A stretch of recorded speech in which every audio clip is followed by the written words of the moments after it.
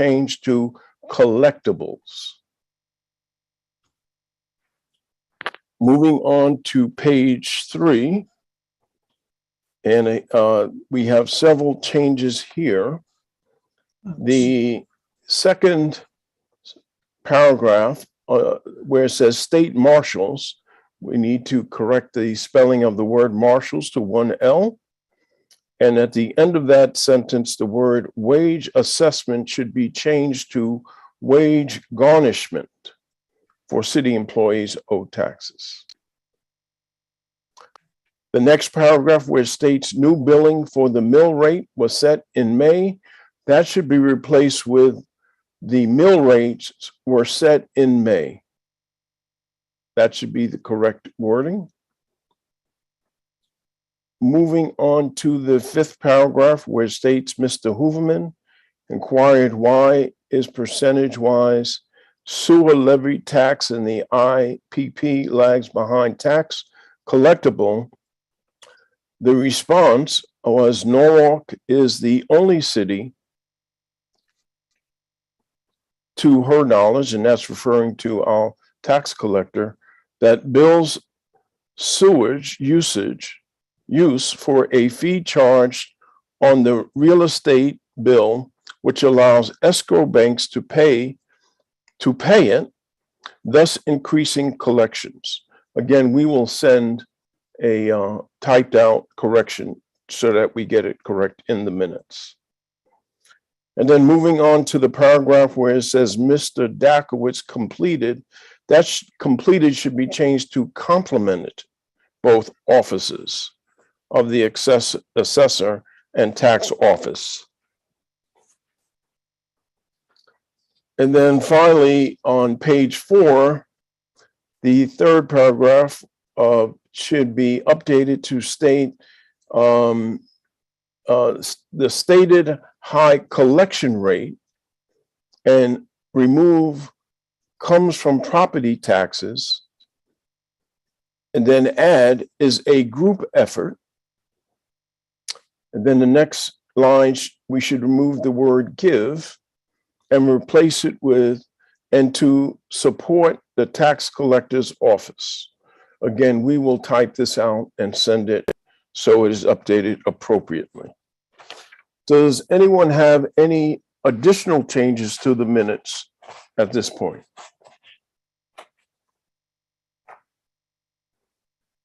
Okay, seeing and hearing none, all those in favor of approving the minutes with the necessary corrections, please respond by either verbally saying aye or raising your hand. Say aye. Aye. Okay, thank you. And yes, and we have Telesco on the line. Great. So Burnett Kides and Nora Najelski-Eitner are all in favor of the changes, and Brian Meeks is abstaining from the vote. Thank you.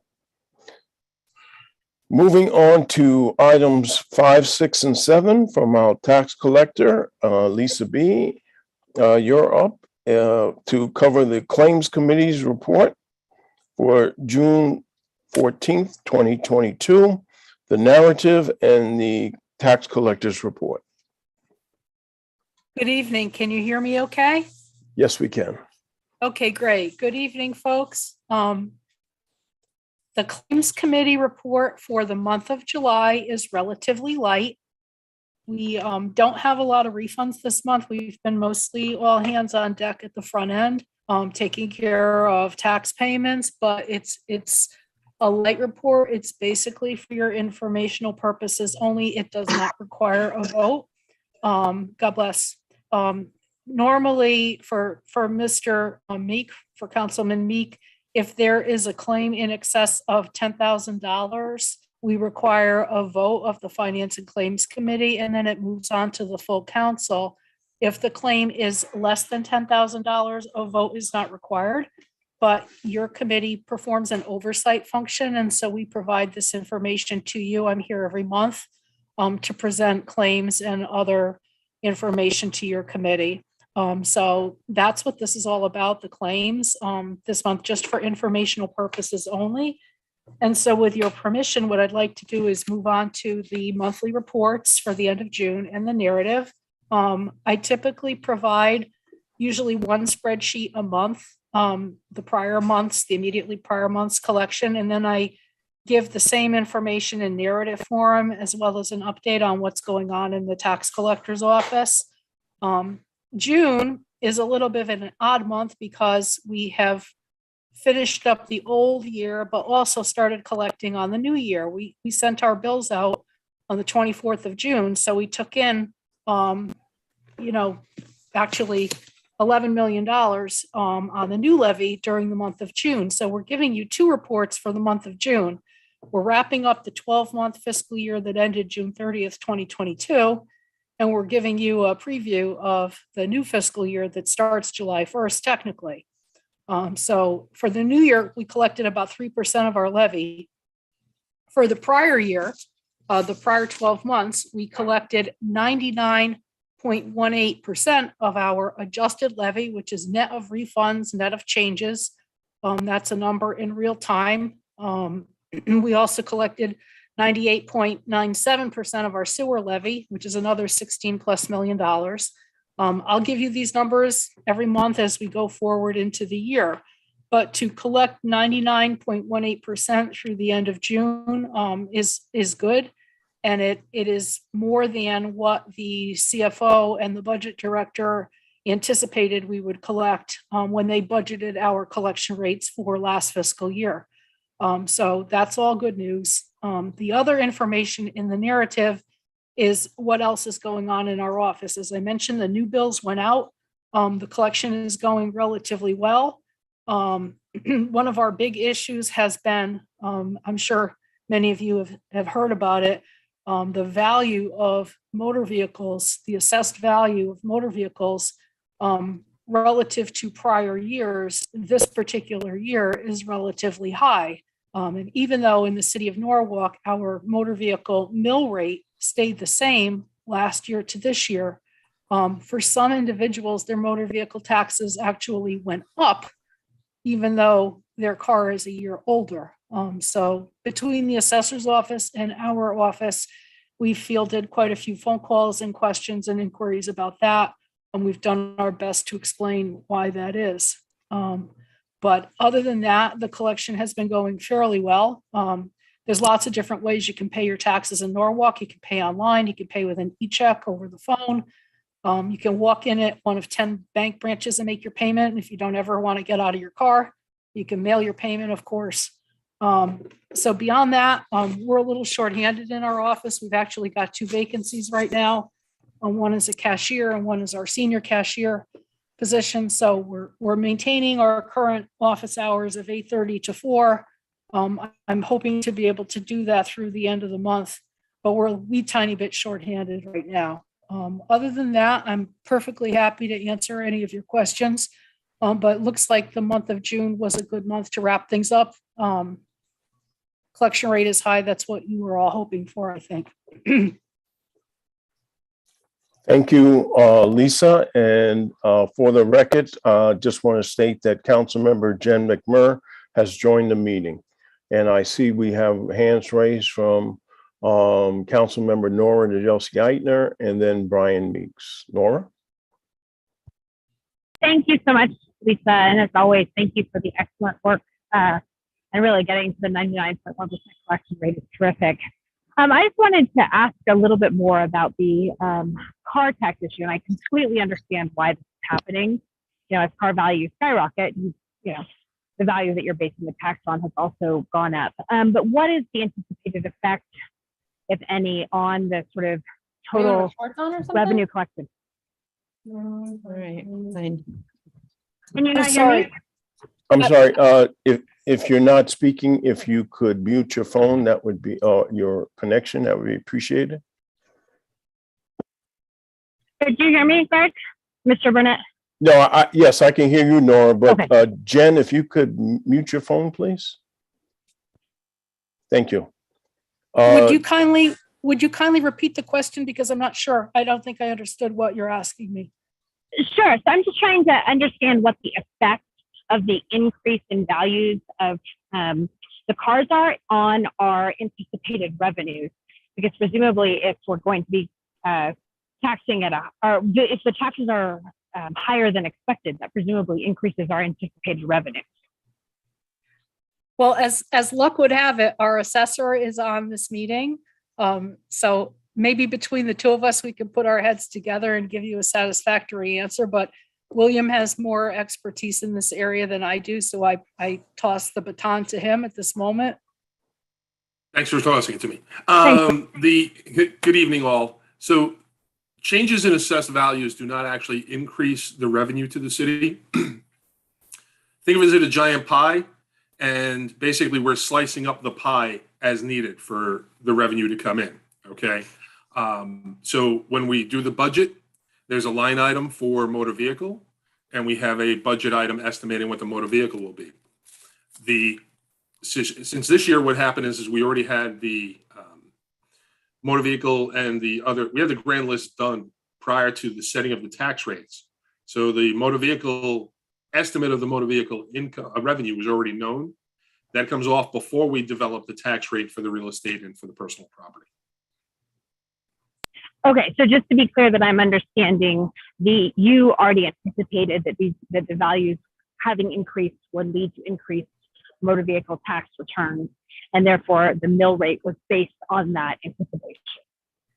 The mill rate for the motor vehicles remained the same. The mill rate for the real estate and the personal property was very minutely less because of the generated revenue from the motor vehicles.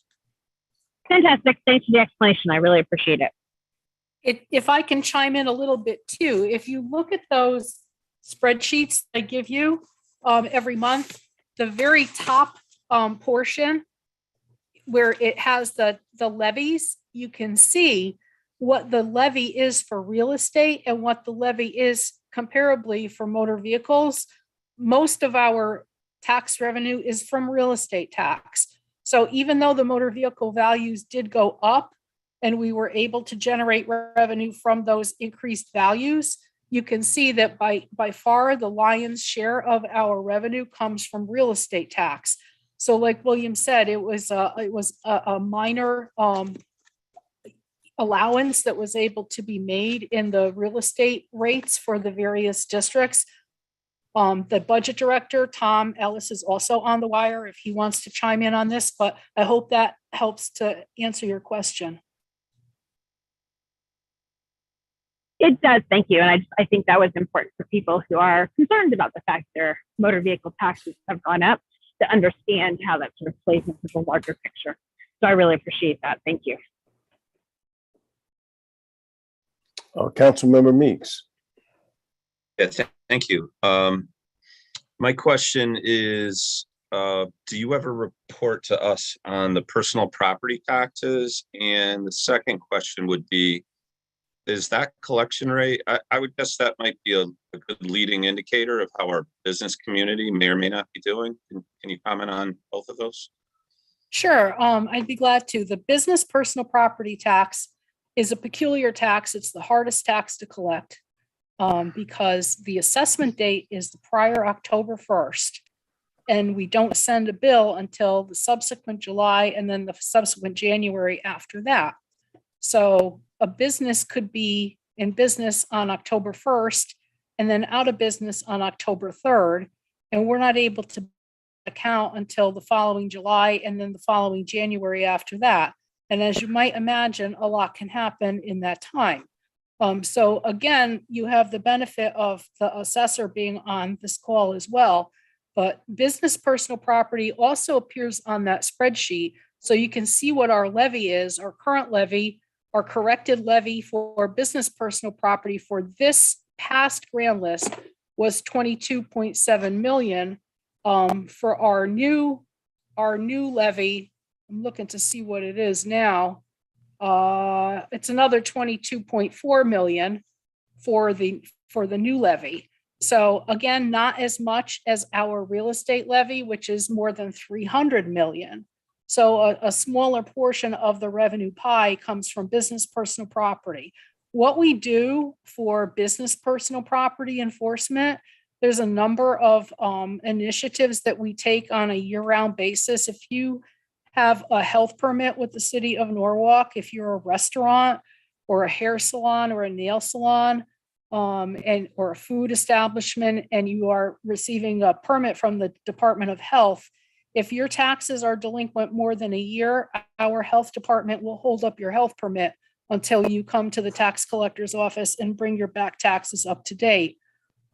We also use state marshals to do property seizures, to do bank account seizures.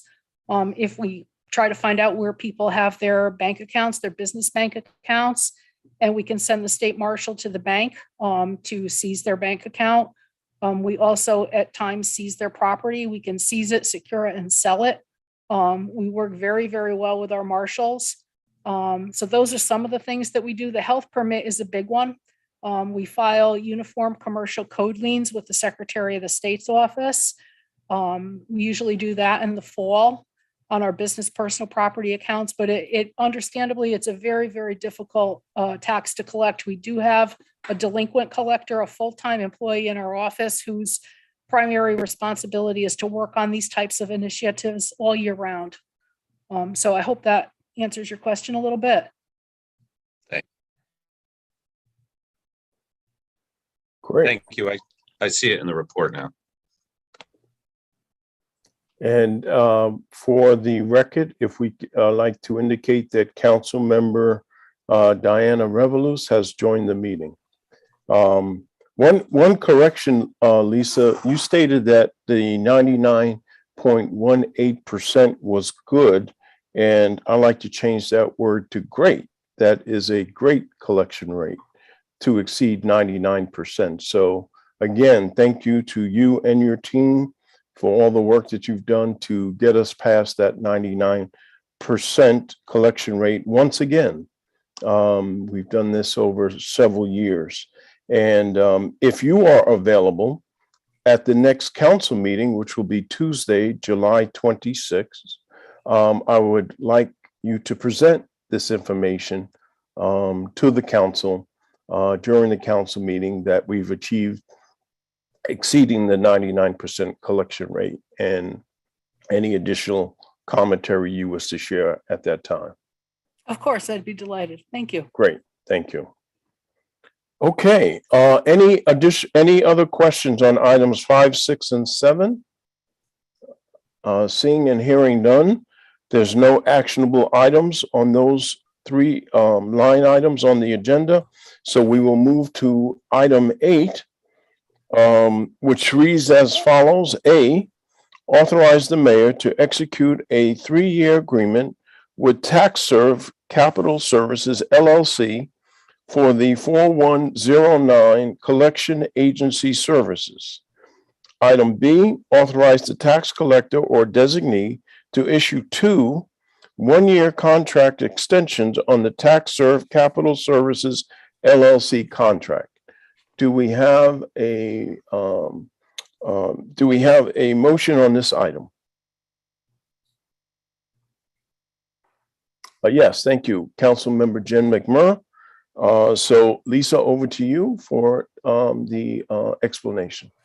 Okay, thank you. My narrative also has a little bit of information about this proposal for you. We did have a collection agency that we worked with in the past, went out of business. What this is primarily for is for billing of motor vehicle taxes for which we do not have a valid address for the taxpayer. In Connecticut, taxes are collectible for 15 years from the due date. So we are attempting to pursue collection of motor vehicle taxes in some cases that go back 15 years. We report to the Connecticut Department of Motor Vehicles the names of taxpayers who have past due taxes. There is now a 3-year registration cycle in the state of Connecticut. So some people feel that they don't have to pay their motor vehicle taxes for up to 3 years when they need to register a vehicle. In some cases, people move, they change their names. they move out of state and then they come back. We don't have the resources. There's presently 6 of us in the office. When we're fully staffed, there's only 8 of us. We don't really have the resources to try to locate people online. So this is an outsourcing of a billing service. This agency is not going to collect for us. We are going to continue to collect all the revenue at the city of Norwalk, but what they're going to do is they're going to skip trace and try to find better addresses to locate these people. This particular company has many other Connecticut tax municipal clients. We went out for bid. We did a request for proposals through the purchasing department. We had 5 companies submit to us. We ended up narrowing it down to 2. We interviewed both of them. Both of them are active in the Connecticut municipal community. And we felt that one was a little better than the other. It doesn't cost the city anything. The recovery is made, it's tacked onto the motor vehicle charges that are billed to the taxpayer. Their collection rate is 15%, which is set by state law. A couple of the submissions asked for a 25% recovery rate, which is too high, even though the city doesn't pay it, the taxpayer would, but it's not even allowed under state law. So the maximum that they get is 15%. And I think that it's a good fit. I think it can help bring in revenue. It can help locate taxpayers. And it's kind of a win-win because it doesn't cost us anything. So we are bringing it to you for your consideration. I'd like to thank the purchasing department. Sharon Connors helped us immensely with the request for proposal, her staff.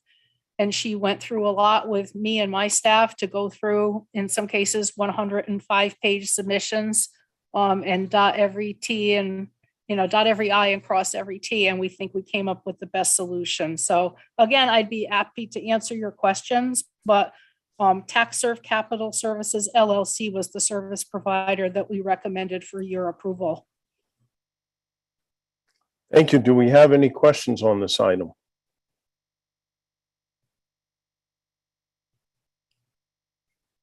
Okay, hearing and seeing none, I'll call for the question.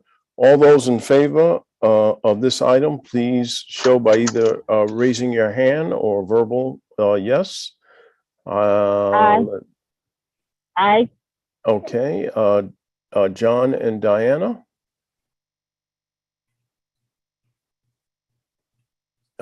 Diana and John, is that a yes? Aye. Thank you. I'm a yes, yes. Thank you. I'm sorry if you can't hear me, guys. I'm sorry. Oh, Aye, we can hear you now. Thank you. Okay. Okay, great. Sorry. Okay, it is unanimous. Thank you. So Thank we you. will, thank you, Lisa. Appreciate it. We will now move to item 9 on the agenda. And we have Sharon Connors, our purchasing agent, with us. And I will read the item, starting off with 9A, authorize the mayor to execute a 3-year agreement with Canon Solutions America, Inc. for the 4181 city and BOE centralized mailroom services for a total amount not to exceed $243,036. Funding available from account noted. And B, authorize the purchasing agent to issue change orders on the contract for a total note to note, I guess that note, that should read not to exceed $24,304. So let's correct that note. Not to exceed.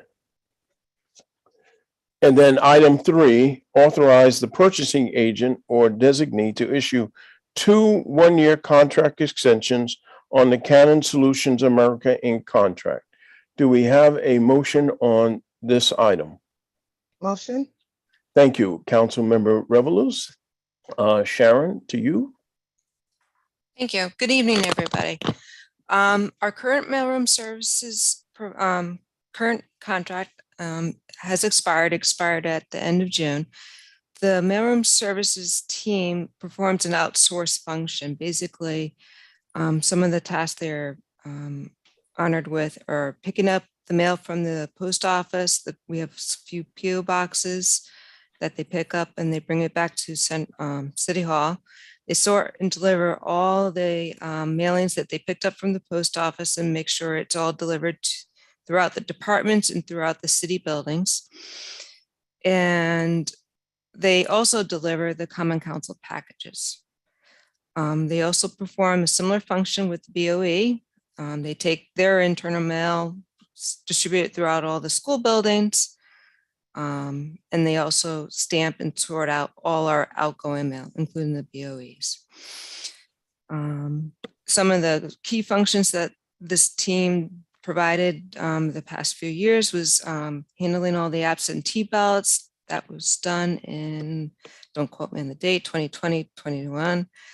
And then when the schools were closed due to COVID, they were essential on stamping and sending out all the mail packages that were going down back to each of the students. So back in May, we worked with the BOE team. The other functions is Karen Bartron. She's my counterpart at the BOE, and Bill Hodel, who's in charge of the facilities. We issued a joint RFP together, and we reviewed the two proposals. Besides Canon being the significant lower cost to both the city and the BOE, they are currently the provider today of our service, and they performed an outstanding job the past 5 years. It was nice to have a great partner throughout COVID that we didn't have to worry about what was happening with that team. They were by our sides day in, day out, making sure that all the mail was sorted to the departments.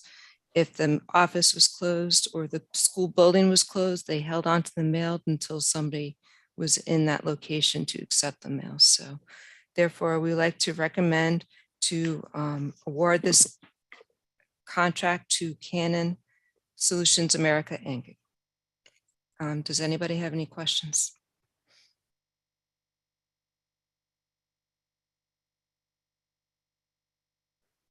I do not see or hear any questions. No, I see one hand raised. Councilmember Nora Najelski-Eichner. And thank you, Sharon, as always, for your work and your service. I know that we approved a new machine, I believe it was last month. Yes. And so are these folks operating that machine for us, or is this a separate, totally outsourced machine with folks that work in-house? You broke up a little bit, but I think I understood your question. You were asking if the mailroom service team will be using the machine that was approved by the Finance and Claims Committee last month. So good news, the machine got delivered today. It still has to be installed by Quadient, and the mailroom service team would be trained on this new machine. But the answer to your question is yes, the mailroom service team will be utilizing this new machine that the Finance and Claims Committee authorized last month. Okay, so these are people who basically work on site for Norwalk but are not Norwalk employees. That is correct. We have 2 to 3 people on site, and we also have a manager that oversees the team that checks in and makes sure that there's adequate coverage, make sure we have, besides coverage, there's other people that are trained. So if somebody unexpectedly had to be not, had to, be absent, that somebody else can cover without, make sure the mailroom is running operationally 100% with and seamless to the schools and the city. Terrific. And I am super grateful to hear that they worked so hard for our students during COVID. That's very much appreciated. I assume that they are then covered by the city's living wage law since they are contracting with us? Yes. And that was part of the RFP. Terrific. Thank you so much. I really appreciate, as always, your work on this, Sharon. It's really very helpful to have someone who is so detail-oriented, and I really appreciate the effort. Thank you. I appreciate the compliment.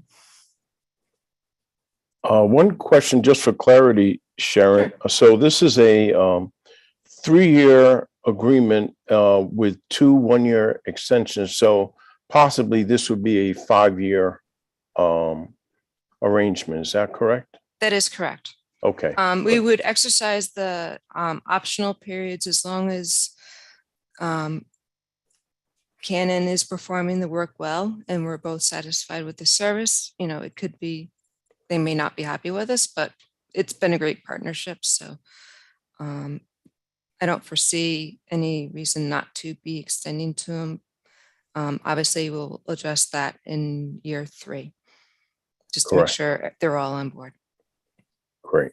Thank you. Okay. Any other questions or comments relating to item 9?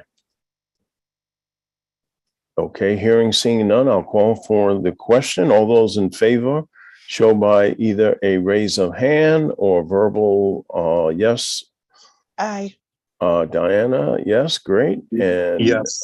okay, it's unanimous. All right, thank you. Thank you. So this item will move to the full council with the next council meeting, which will be Tuesday, July 24th, for full council approval. Great. Thank you. We appreciate it. Excuse me, July 26th, July 26th. Yes.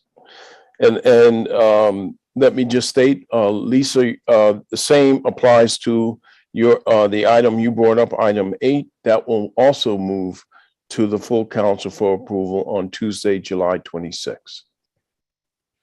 Thank you. Okay, moving on to item 10. And we have our tax collector Bill Ford, and I'll read the authorization on item 10. Authorize the mayor, Harry W. Rilling, to execute any and all documents necessary to execute memorandum of understanding regarding payments in lieu of taxes between the city of Norwalk and the Housing Authority of the city of Norwalk. Do we have a motion on this item?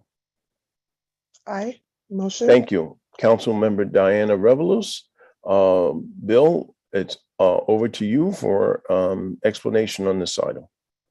Thank you, Mr. Chairman. The Housing Authority pays to the city on a number of their properties pilot payments, payments in lieu of taxes. Over the years, again, some of these agreements were written in the very, very early. You have a list.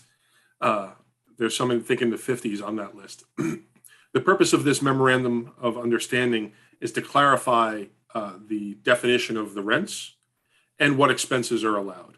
So specifically garbage collection, which became a significant expense for them on one of their properties. They wanted that as an expense to reduce the pilot payments. And the city was looking at the total rent. So not just the rent paid by possibly the tenant, but the total rent paid by the apartment for that apartment. So any subsidies would also be included in the calculation of the rents. After a very long time of the mayor's office, our legal counsel and the housing authority working together, they've reached an agreement, and we need the council's approval for that agreement.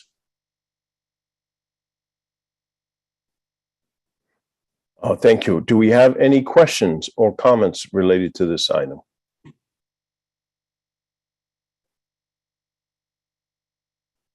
Councilmember Nora Najelski-Eichner. Sorry, I apologize. I'm just the queen of questions today. So I'm just looking at this and I think I am not sure. I just want to understand the track changes here are the changes that are being made from the prior agreement. Yes, this is, yes. So the other agreements did not actually did not clearly identify how to calculate the rent. And so this clarifies it. Okay, and the shift from 80% to 100% of the Section 8 property project-based subsidy, that's part of that clarification in addition to adding the trash collection and disposal costs in? Yes, ma'am. Okay, great. And this is satisfactory to both the city and the housing authority? It is. They've been working on it for some time. Fantastic. Thank you so much. I really appreciate it. Great. Any other questions or comments?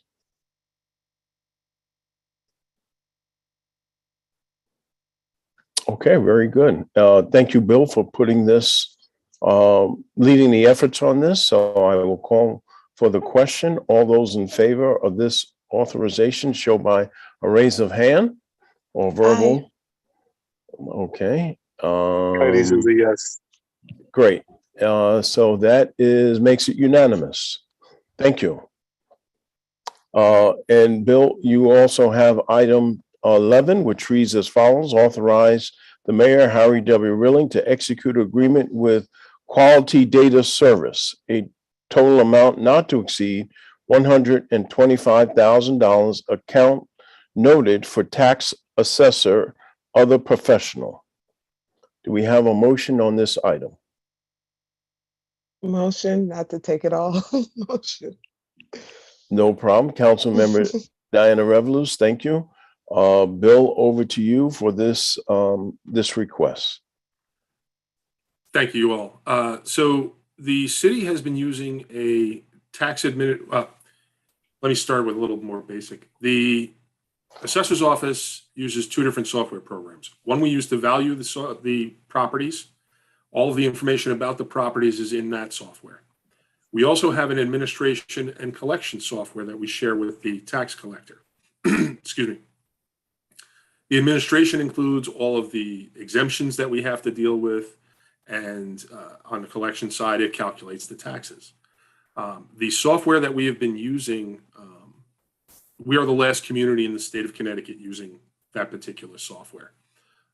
It is actually a small module to a much larger accounting system. And much like anything else, if you have a very good accounting software, it may not do all the little modules, may not do as well with all the other things. We quite often have some, I'll say, issues because the software is very good in accounting, but not very user-friendly for assessing and things like that. Anytime there's a change to the state law, changes need to be made to the software. Since we are the last municipality using that software, at times it becomes difficult to work with them. The software that we're looking to move to is the top software in the state.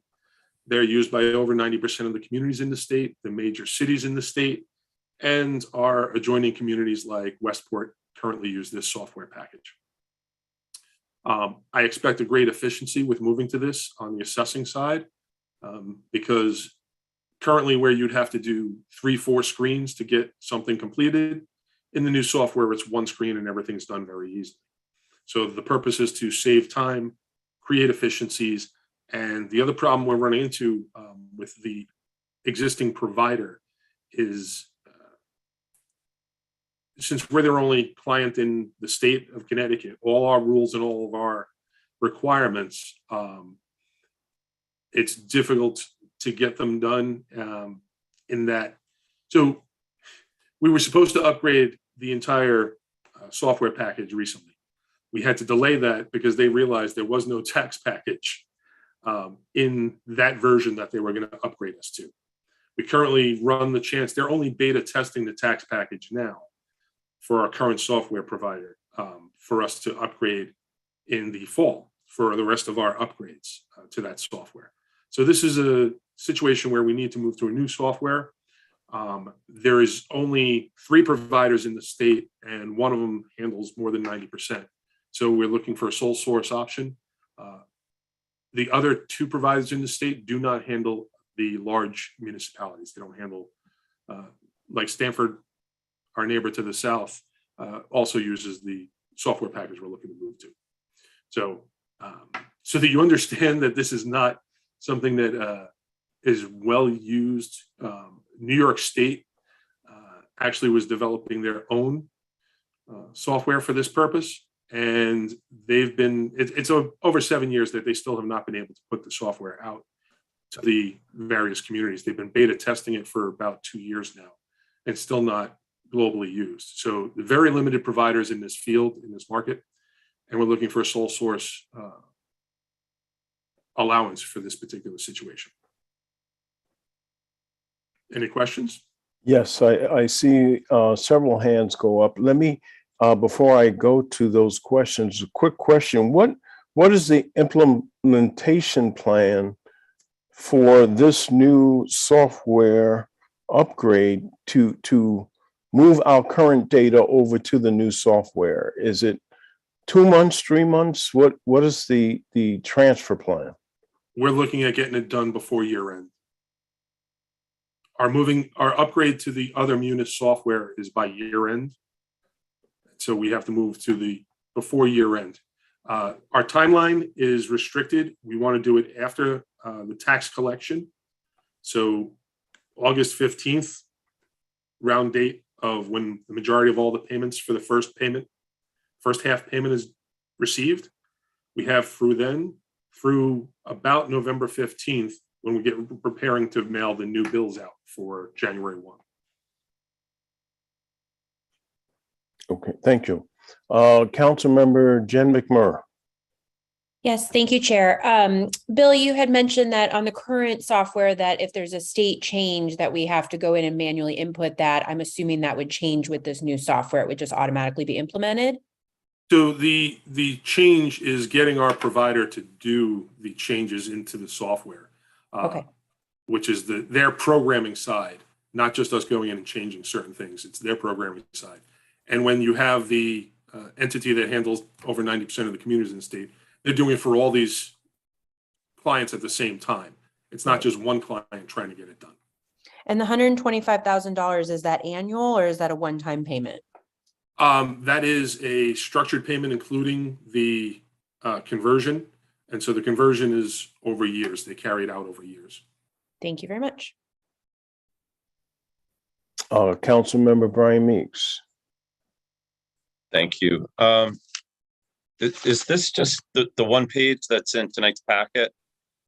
Am I missing something else? I see it's Quality Data Systems, but is that the vendor or is that the name of the software?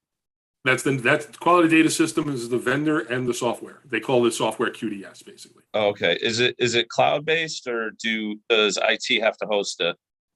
In this situation, we're going with the cloud-based option. Okay. Is The this software gonna have the software gives you the option. You can choose either or. You can host it or they'll host it. Okay. And well, hear me out. I do a lot of the personal property tax forms in my line of work, and we're doing them on paper. And I know tiny little towns like Bethel let you do them online. And if you need more money to put that capability online, I would vote for it, just because it's I know your office and staff mean well. You know, Derek's been very helpful over the years, but this has got to be thousands of man hours taking these written forms and putting them back into your system. Counselor, that is one of the reasons that we're trying to move to this software. They provide online options for both income and expenses and for personal property filings. So that goes more to the efficiency that I was talking about before. Oh, okay. My timing was perfect. Thank you.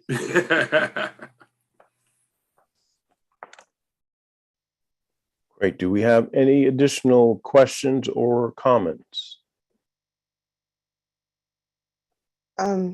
Yes, Councilmember Diane Revolus.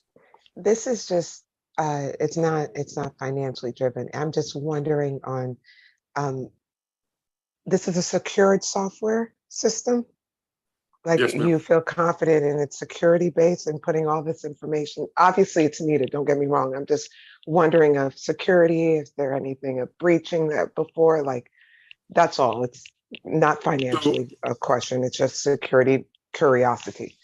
I don't know who's aware of this or not, but our CFO, Henry Dakowitz, has required for new software being purchased by the city, especially when it's cloud-based.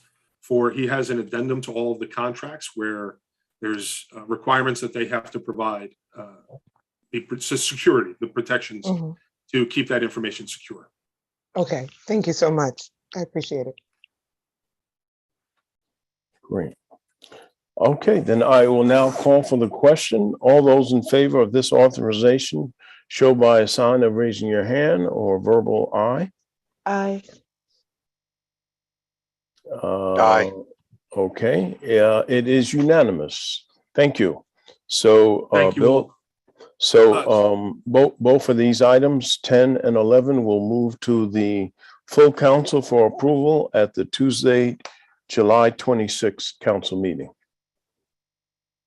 Chairman, just one side note, since Lisa is here, we happen to be very fortunate. The reason that she has 2 vacancies is because we hired one of her employees to the assessor's office. We will be loaning her back for her busy time period, but I wanted to thank her publicly for working with us to get her over to our side as soon as possible.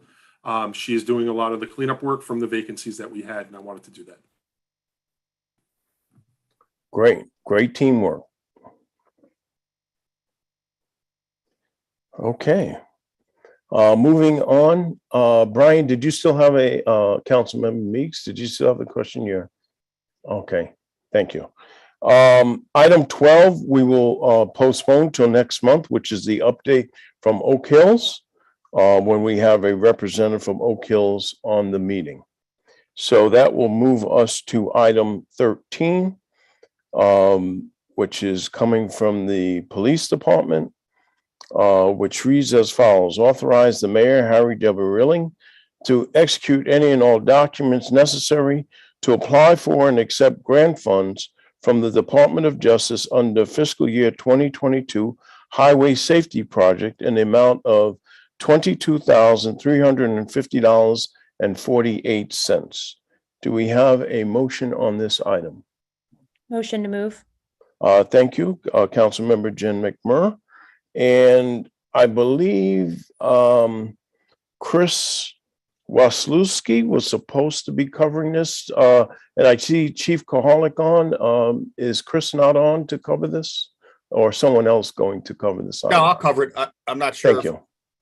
Chris is the officer that's involved in this grant, but so what this is he's a drug recognition expert, trained, and with the new law that legalizes marijuana, there's a focus now in Connecticut on training officers to be able to recognize those that are impaired, that are not alcohol related, which we have tests for. So we have to train officers to be able to recognize those drivers that are impaired by the variety of drugs.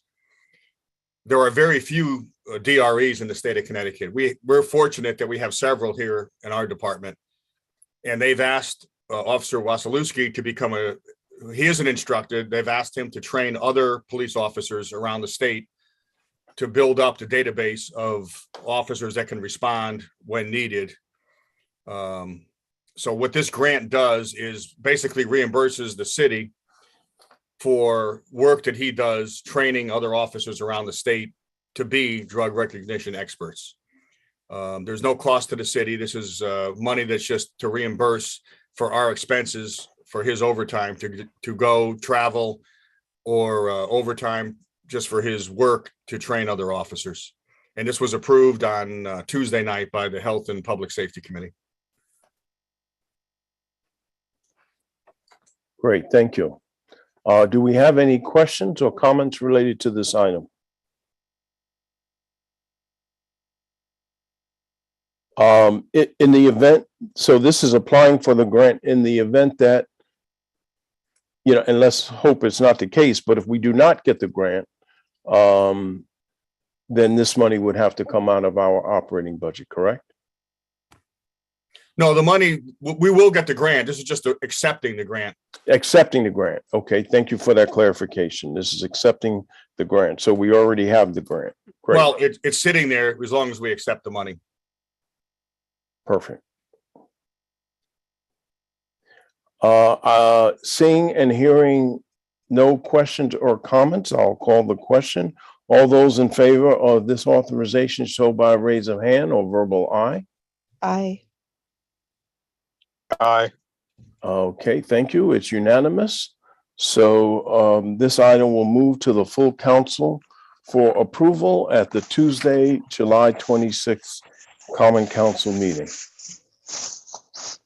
And that moves us on to item 14, A and B, which is also for the police department, which reads as follows. Item A, authorize the mayor, Harry W. Rilling, to execute any and all agreements, documents, instruments, and/or amendments as may be necessary to enter into agreement with Recovery Network of Programs, Inc. for the sole source contracting for embedded social workers, amount not to exceed $216,000 annually. ARPA funds, and we have applied an ARPA account number. Item B reads, authorize the Chief of Police, Tom Kohalik, to execute any and all agreements, documents, instruments, and amendments as necessary to implement the Recovery Network Program's Community Response Initiative within the city of Norwalk. Do we have a motion on this item? Motion to move. Yes, thank you, Councilmember Jen McMurray and Chief Kohalik, and I also see Deputy Chief Sue Zecker on. Over to you to cover this item. So this is another item that was approved on Tuesday by Health and Public Safety. We've been working for quite some time to deal with the issue of mental health and our response, or improving our response to mental health in the city, to those individuals who are suffering from either mental health issues, substance abuse, et cetera. So looking at what's been done in other communities, especially in Stamford, what they did in Stamford was they contracted with the Recovery Network of Programs to embed a social worker within the police department who responds to mental health issues, either with the officers or follows up on individuals who are frequent, who deal with the police on a frequent basis. And we researched a variety of different methods. The city put together a committee with their community services division with Lamond. And we looked at a variety of options and settled on the Recovery Network as the best choice for us, as they're proven successful in Stamford for the past, it's probably about eight months to a year now. And they've had tremendous success in Stamford with their program there. As I said, this was approved by the Health and Public Safety Committee on Tuesday, but the funding, the city decided the funding should come from the ARPA funds, and therefore it has to come before the Finance and Claims Committee to use the ARPA funds to fund this program for a one-year pilot program with the Recovery Network. Great, thank you, Chief, for that narrative. Councilmember Jen McMurray. I just wanted to commend the police department and Lamond Daniels, because this is something we've been talking about since I joined the council, and I'm just so appreciative of all of your work in bringing this forward. And I think it's going to be monumental, not only for our community, but also for our police department. I think we all know that mental health issues are on the rise, especially after COVID. And I think it comes at the perfect time. And I'm really hoping it is successful as I think it's going to be. And just thank you very much. Thank you. Councilmember Nora Nijelski-Eichner. Just following up You're breaking up. by Councilmember McMurray's statements, I really want to mind Daniels as well. I think this is a fantastic initiative that I expect will be good for the community and good for our sort of long-term improved outcomes. I also wanted to follow up. My conversations with Councilmember McMurray have indicated that there is an intent to continue funding this program after the pilot, assuming it's successful, by seeking grant funds in additional ways.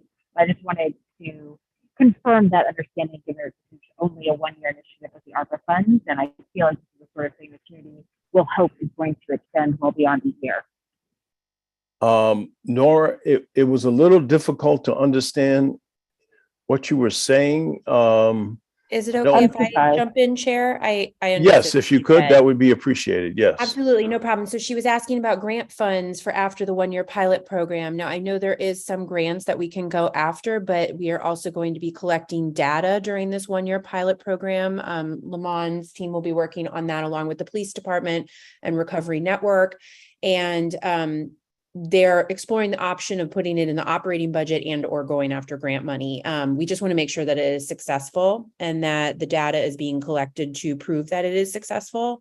So I hope that answers your question. Thank you. One of the questions that we ask as we go through the process and protocol of approving ARPA dollars is if there's any staffing requirements as it relates to the ARPA funding. As you know, once the ARPA funds have exhausted, if there is a staff that has been brought on, we need to understand what is the going forward plan as it relates to staffing. And in this case, it looks like the staffing is part of the Recovery Network program. So we're not adding Norwalk employees per se using this grant money. Is that correct? Yes. We're just contracting with Recovery Network. The employee is the person is an employee of the Recovery Network, not the city of Norwalk. Although we will have input, we're part of the process of selecting the person, but along with the community services, Lamont, myself, and my team, will have input on selecting the individual, but they will be an employee of Recovery Network. So there are no benefits, no long-term obligation. It's just a contract with Recovery. And should we decide to continue with them after the 1 year, that would stay in place. They would be an employee of Recovery Network. And just Great. to add on Thank to you. what the chief said, that although it is an employee of the Recovery Network, this person or people will be embedded very much in the police department, have an office space there or a place to work, and have access to everything that they would need access to in terms of files and things like that. Yeah, we've already located an office space for this individual, and the grant includes the computers and things that they will need, and we'll provide the access to our systems and all that. So it should be a seamless transition, and the backbone is already set up. I have forwarded the agreement with Recovery to the law department for their review.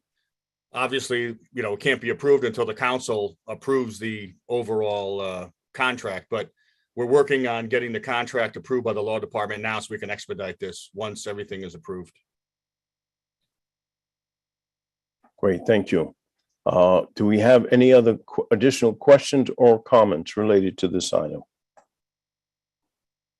Okay, seeing and hearing none, I'll call for the question. All those in favor of this authorization, 14A and B, show by a raise of hand or verbal. Aye. Aye. Okay, it's unanimous. Thank you. So this item, both 14A and B, will move to the full council for final approval at the Tuesday, July 26th council meeting. Mr. Chair, can I make one last comment, if you don't mind? Yes, sure, absolutely. I just want to point out that when we were going through this process of trying to locate a program that we could bring into the city, we looked at a variety of things, and Deputy Chief Walsh was contacted by the Stanford Police and was instrumental in bringing Recovery Network to our attention. So I just want to give him a shout out that I wasn't aware of Recovery and what the work they did in Stanford, but he has some contacts there that when they heard that we were looking at this, reached out. And so it was a team effort to bring this here. So, and I'm excited that we got the vote, and I vote in favor of it as well, even though I don't have a vote on your committee. So thank you.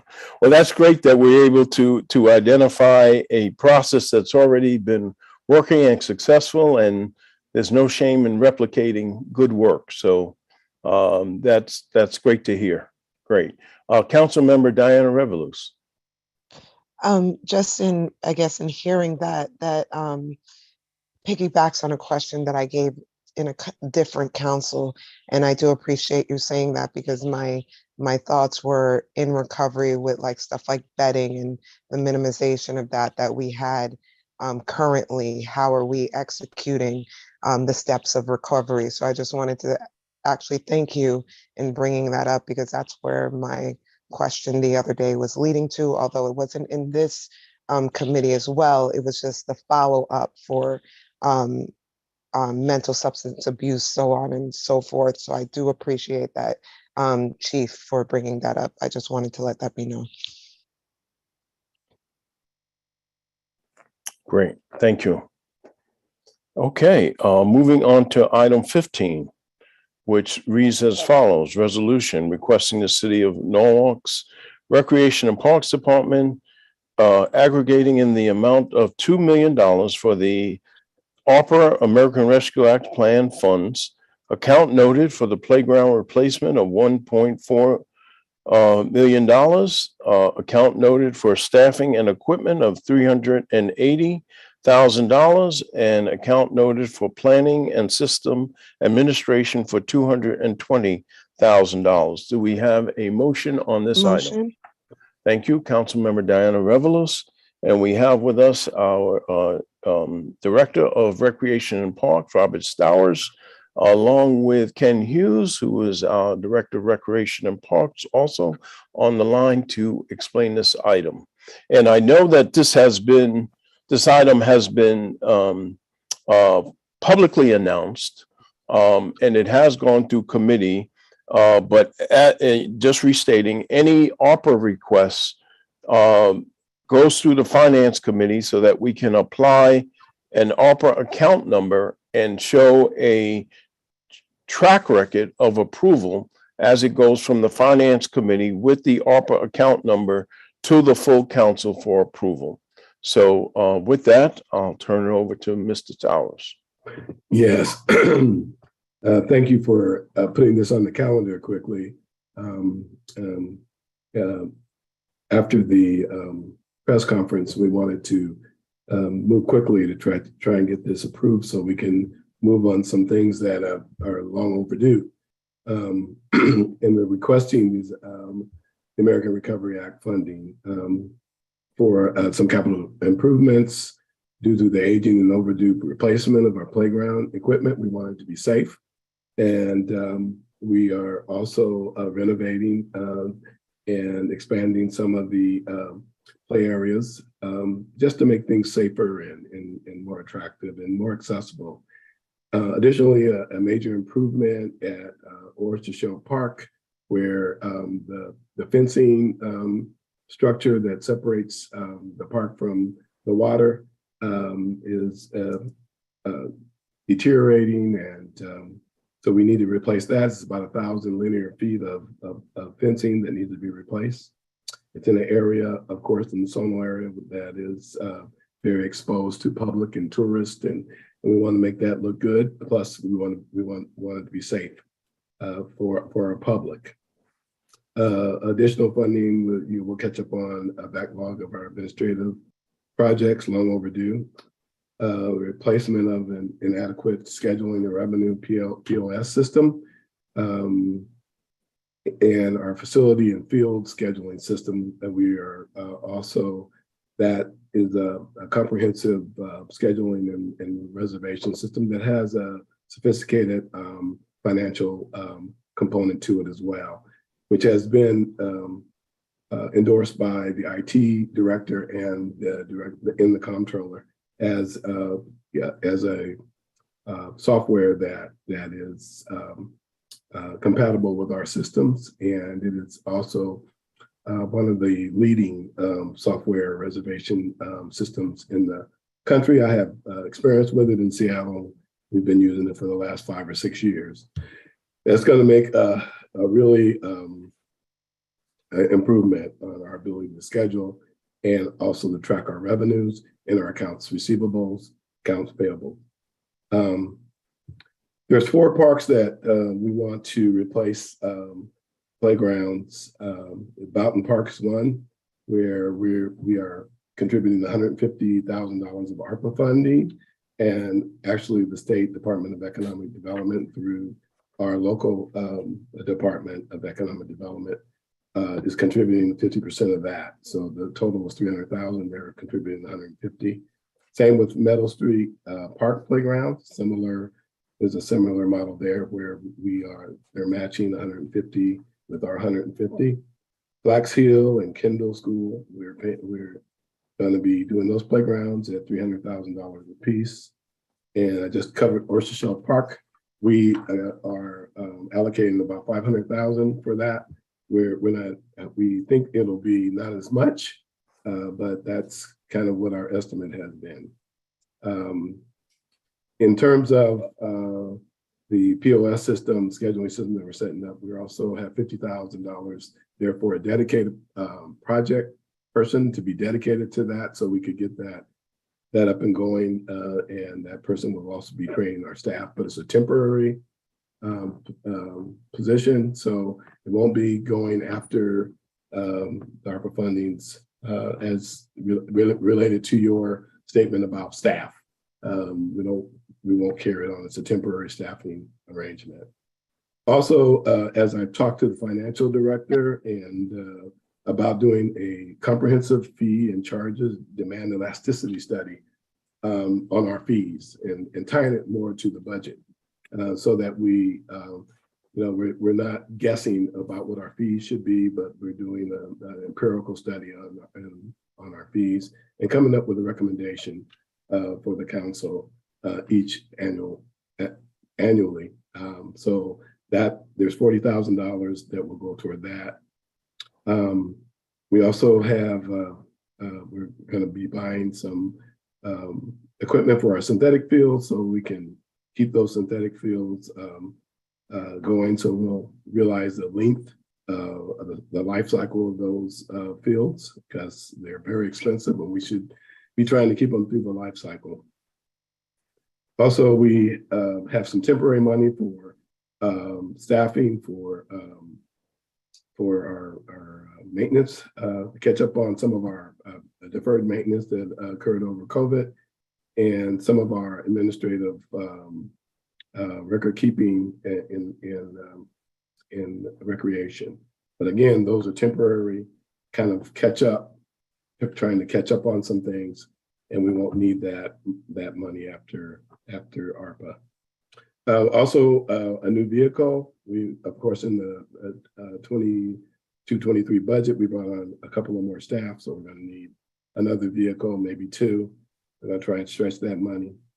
And also on our accreditation project, where we're going to the National Parks and Recreation Association to get accreditation.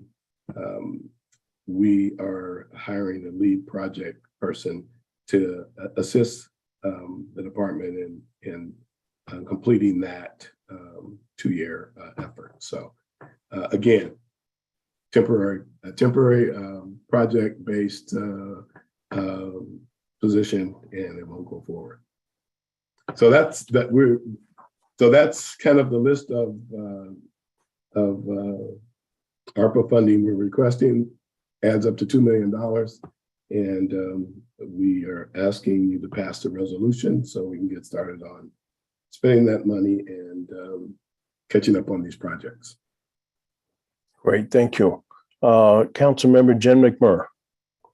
Thank you so much, Chair. I just want to say thank you. I'm very excited about this personally as a parent and a member of the community that uses our parks regularly with my kids and without. So thank you so much. And I think that $2 million is going to go really fast, but it's going to go towards really great things. And I just want to say thank you for all you do. I don't think that can be said enough. I also just wanted to follow up and ask, once this is approved, when do you foresee work being started and then completed on all of these projects? I'll let Ken talk about the capital projects. He's kind of our designated. He wears many hats, but he's our project manager on most of these projects. Some of them are kind of underway. We've had some design work already, so I'll let Ken speak to that. Hi, good evening, everyone. Yes, as Robert alluded to, I did start the design process on all but one of our playground systems. So we'd be ready to go relatively quickly once the money's in place. And we also have an architect kind of in the wings to look at the oyster shell fence replacement, as well as the Meadow Street Park, our redesign and refurbishment. So we're anxious to go, we're anxious and ready to go. So I think you'll see, we'll be moving relatively quickly. One of my downfalls is I don't have much patience. So I just can't wait to get started. So I can assure you, once everything's approved, it'll be a fast track to these projects. I don't have much patience either. Thanks, Ken. I appreciate it. I'm probably in the wrong line of work for that, but here we are. On the scheduling, facility scheduling and field conversion, we think this will take really about a year before it goes live. And so we have renewed, because we came up to a renewal point on our existing system. So we've renewed that for a year. And so the conversion is going to take about a year. That's why I have a part-time project person dedicated for a year, just part-time. So that will, our fee study, I am working on the RFP right now, at least the scope of work for the RFP. This is something I know a lot about. I've done it a lot in Seattle with, of course, the Parks Department and when I was director of the Seattle Aquarium. So I know a lot about this, and there's several research firms that I'm going to reach out to. Of course, we have to do the RFP, but have some in mind that will be on the list as the RFP goes out. So we're already building the list of the research firms. So I would anticipate that the RFP will go out before the end of August. And the accreditation project is really it's about a 3-year effort. We've got almost a year in, and but it's gonna take about 2 more years. So I have $120,000 there for a part-time person, about $60,000 a year to help get that done. We're working with all the departments in the city are assisting us with this, and we built teams, and the teams are assisting us just on a monthly basis. I'm meeting with finance, the legal department, just getting all the standards that we need to submit our application for accreditation. So that's a 2-year project. Great, thank you. Thank you for that narrative. Quick question. Are we anticipating any additional dollars beyond the lifetime of the $2 million ARPA funding? Not on these particular, in terms of staffing, you mean? No, well, in terms of any of these items that their shelf life will go beyond the ARPA dollars. Yeah, I think the scheduling and build format will be funded with ARPA money just the first year, and then it will come from our operating budget there after that. Okay, thank you. Councilmember Nora Nadjelski-Eichner.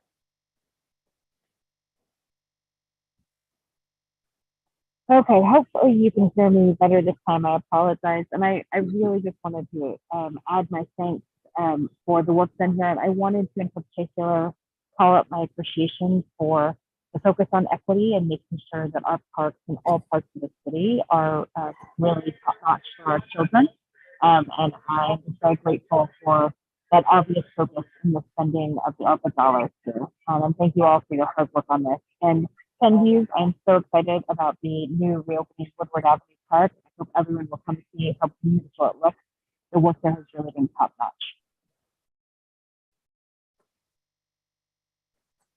I think you were talking about equity, and when we look out, and Ken can attest to this, my effort and my concern is to make sure that every part of the city is served when we do these projects. We've also reached out to the state, actually, by request, actually from one of the representatives, Senator, we reached out for even more money to do some other things, and we're hopeful that we will get those dollars as well. So always looking to be equitable about not only our where we do our projects or where we do renovations or improvements, but also in terms of our maintenance, to make sure that the areas where they use the parks more, there's there's some of our maintenance in my career, my experience. A lot of times they'll blame a community of tearing up the parks or just not taking care of the parks, right? But sometimes there's communities that have to use the parks more. And so if they use the parks more, the parks are going to need more service. So that's a part of equity as well. We need to have the maintenance where the use is. And so you're thinking about equity. We want to make sure that we are equitable about those things. And I think you were referring to the new pickleball courts when you talked, and I think Ken is in touch with you. I asked him to be in touch Yes, with you and I was be involved. And I was really just saying thank you. It's really been tremendous to see the work being done. And I'm very grateful for the quality and commitment you all are showing. Thank you. Okay. Do we have any additional questions or comments relating to this resolution? Seeing and hearing none, I'll call for the question. All those in favor, show by a sign of aye, raising your hand or verbal. Aye. Yes. Okay, it is unanimous. Thank you. So this item will move to the full council at the Tuesday, July 26th meeting for final approval with all of the associated ARPA account numbers associated to each of the various project areas. So we'll be on a fast path once we get this fully approved. We'll be able to move forward, which is great. Thank you. Great. Okay, that brings us to item 16, which is adjournment. Do we have a motion to adjourn? Motion to adjourn. Thank you. All those in favor, show by the sign of aye or verbal approval. Aye. It is unanimous. Thank you. Great meeting. Covered a lot of items, and have a great rest of your evening.